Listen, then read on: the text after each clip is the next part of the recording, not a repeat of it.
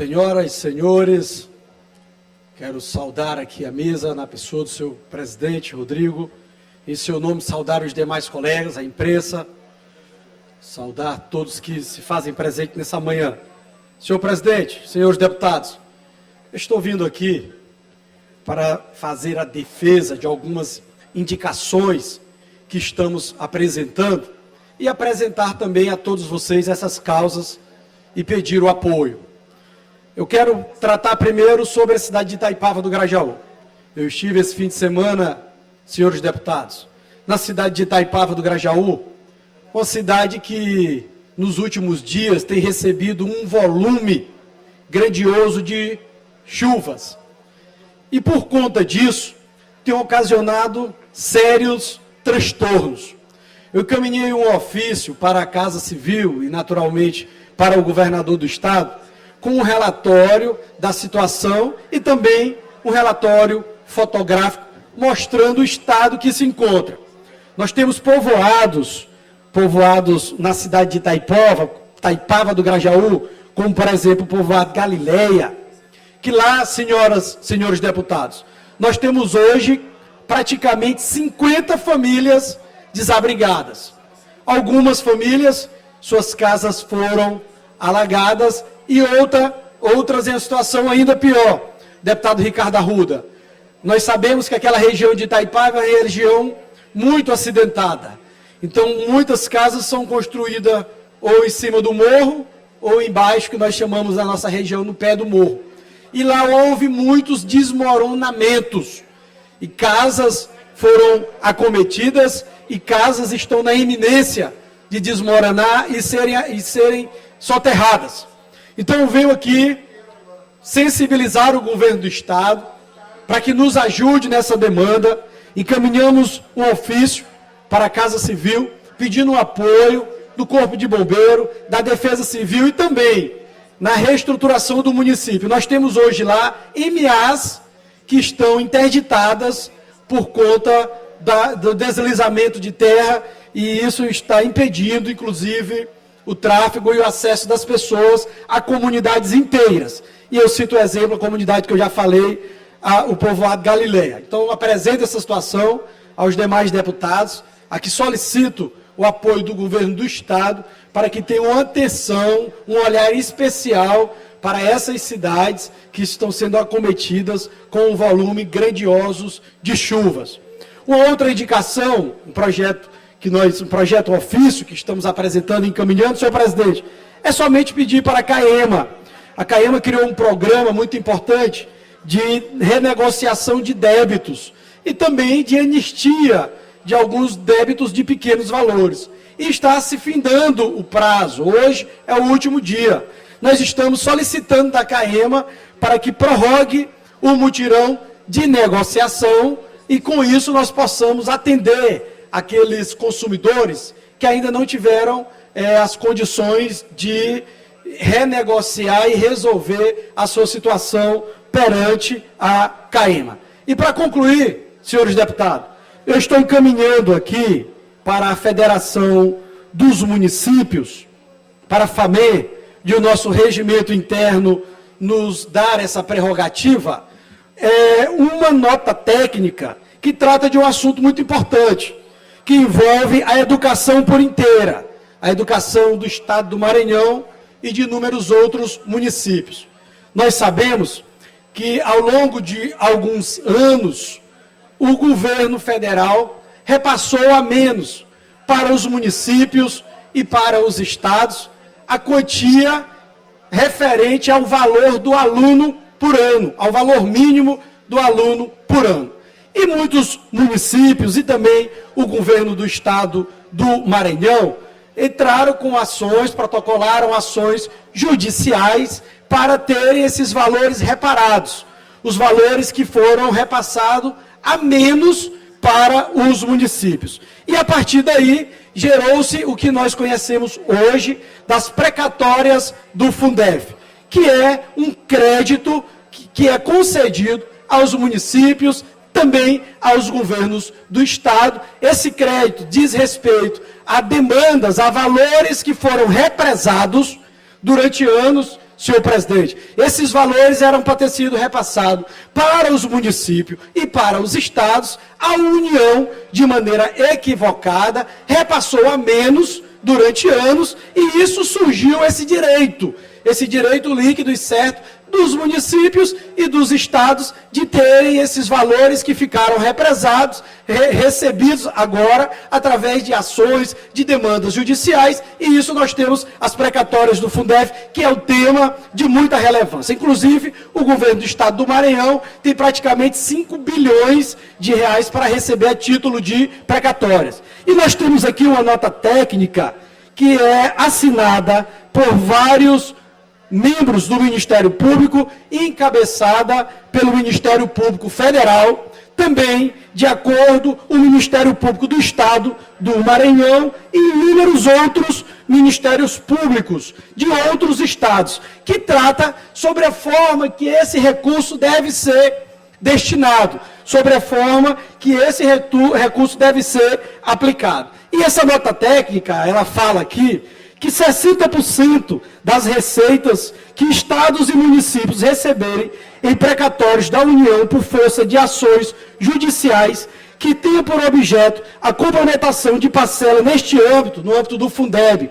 e do Fundef, esse recurso deve ser repassado para os professores. É direito dos professores. Hoje a nossa Constituição, através da emenda 114, ela é clara em definir essa subvinculação. Inclusive o Congresso Nacional aprovou essa emenda constitucional. O presidente da República, na época, vetou a emenda constitucional e o Congresso derrubou o veto. E, com isso, hoje a emenda está em eficácia. Então, já é assunto que já está superado, já é assunto de consenso.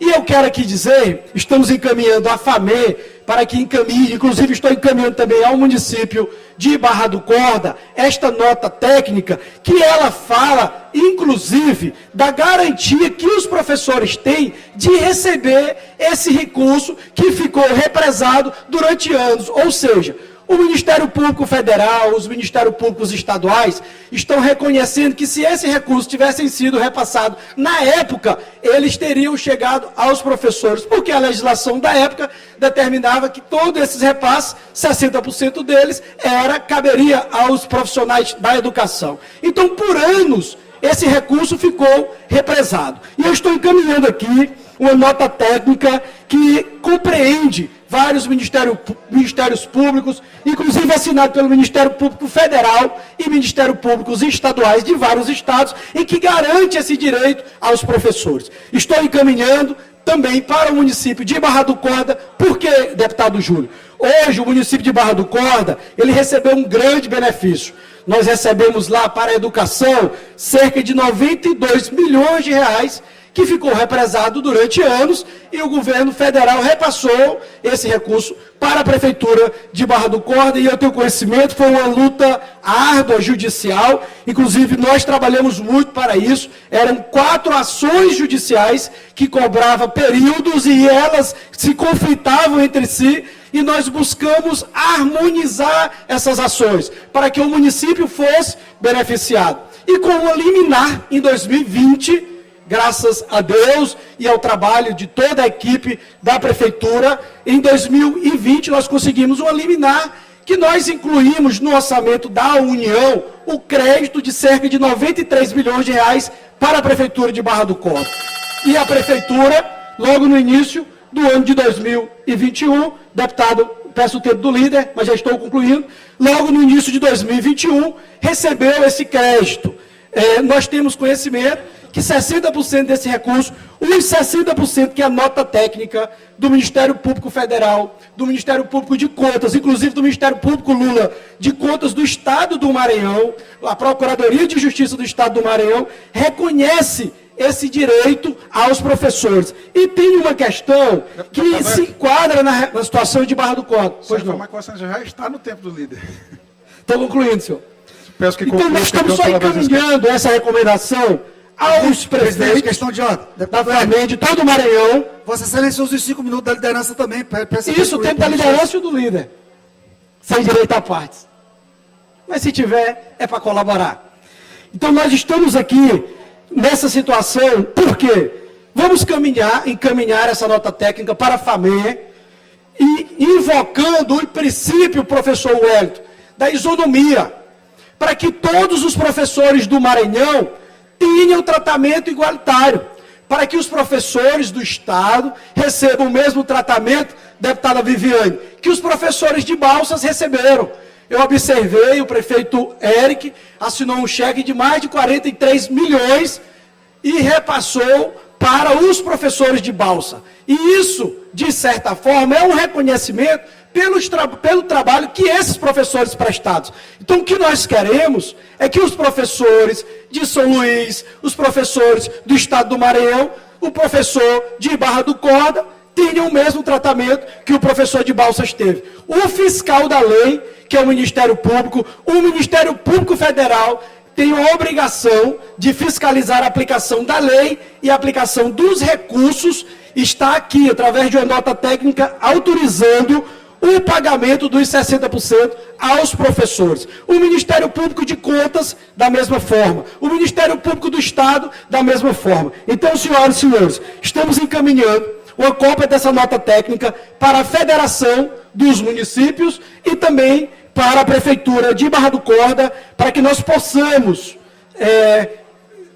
reconhecer e chegar ao fim da luta desses professores que há anos aguardaram a decisão judicial.